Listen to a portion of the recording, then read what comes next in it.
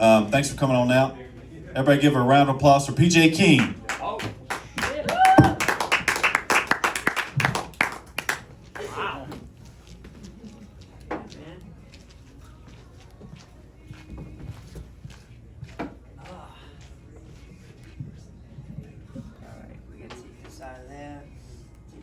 Can we keep it going for the host? Come on, Kelby. Let's keep it going. I want to hear some noise, people. Yeah. Because a round of applause for the host feels just as good as one meant for me. Seriously. Also, Shelby, the waitress, tip her, because she's the shit.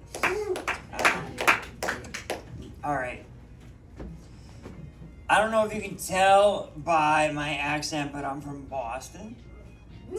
And one, awesome. Yeah, one guy's like, yeah, Boston. So,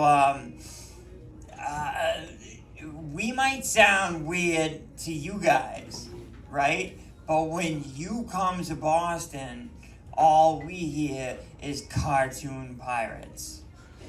Like, I can't find where I parked my car. It's like, well, sir, have you, I think you should probably check the harbor, because it sounds like you're looking for a boat made of wood.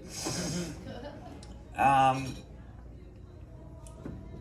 don't know if you can tell by my face, right?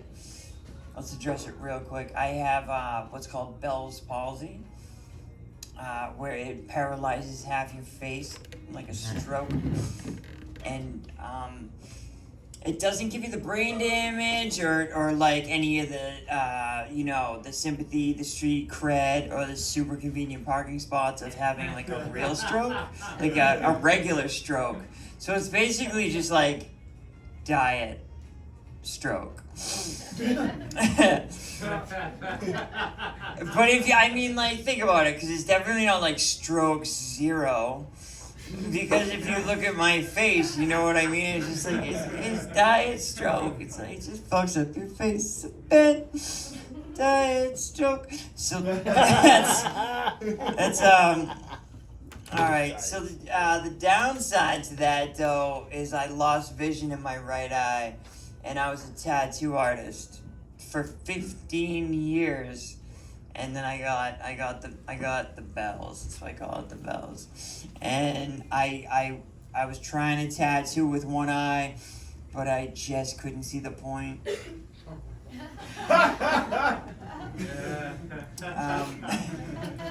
So stupid.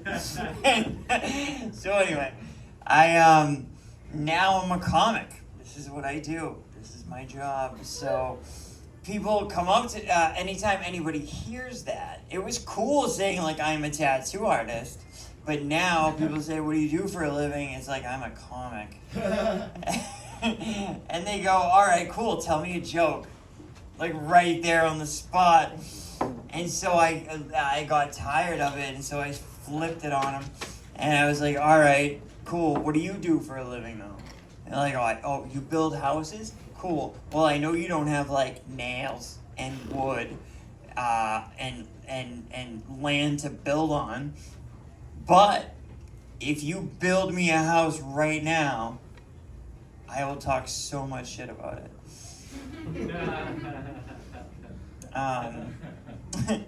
I've been married for a while. One for marriage again. Awesome. Let's give it up for this guy, because he's apparently loving marriage. Marriage is like a sport where like everyone's on the same team and the opposite team at the same time. Like that's marriage. Just like, okay, an example of that. All the money I make goes to her, just like all the money she makes. No, wait, that's a horrible example. But we always used protection. And of course, by that I mean we kept an arsenal next to the bed. Like guns, knives, the whole nine. And Who does it? Robbers. Robbers will break into your house at night, and that's exactly what I told her.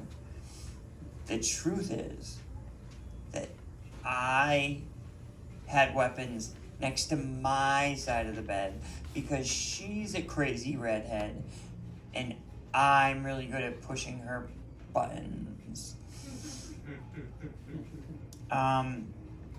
So, like I said, I'm a comic now. And one of the coolest parts of being a traveling male comic is you get to meet all kinds of female comics. And then you get to hear about all the musicians they're trying to fuck. So anyway, I'm divorced now.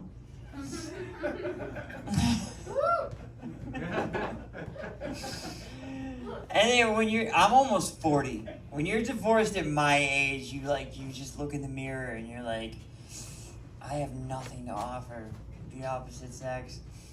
And then then you get out there and you look in the mirror the next day and you're like, oh, I don't have anything to offer the same sex either. Like they're even pickier. You know what I mean? And if you're picky, oof. Oh, I am not for you. But I've been trying to become more self-aware, right? Like I've been online. I've been doing online comedy. I'm in a group chat with a German dude.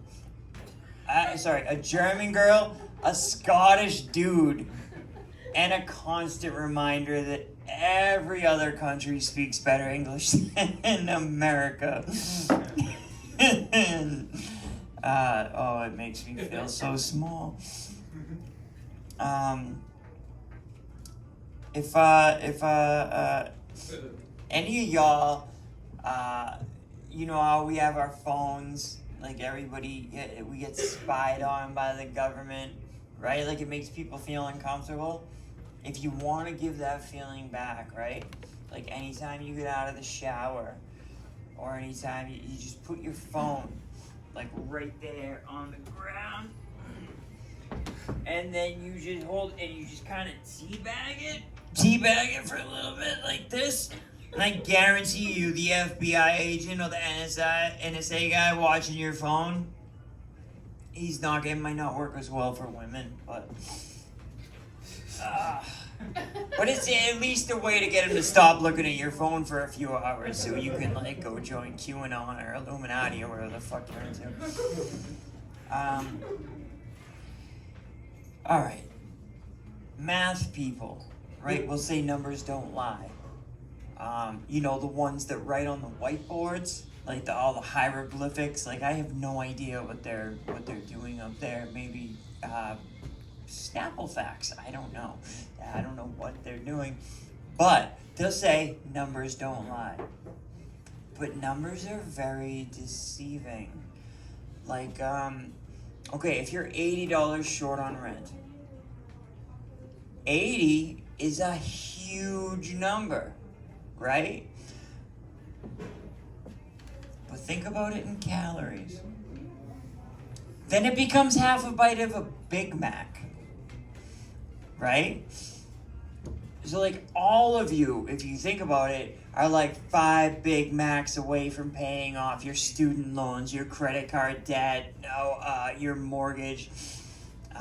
So if anyone would like to leave a Big Mac in the tip jar for me, I would absolutely love it. And I'm not even talking about like in the money sense.